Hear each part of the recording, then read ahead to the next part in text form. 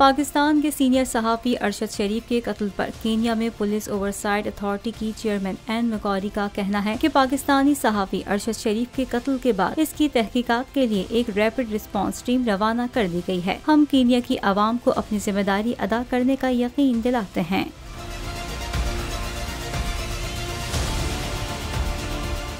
Senior police अफसर ने Kenya के अखबार को बताया कि अरशद शरीफ मगाटी कस्बे से नैरोबी जा रहे थे जब पुलिस अफसरान के एक ग्रुप की निगरानी में एक पुलिस नाके पर इन्हें रोका गया। मगाटी का नैरोबी से फासला 113 किलोमीटर है। पुलिस हेडक्वार्टर ने अखबार को बताया है कि ये case independent policing oversight authority को सौंप दिया गया है।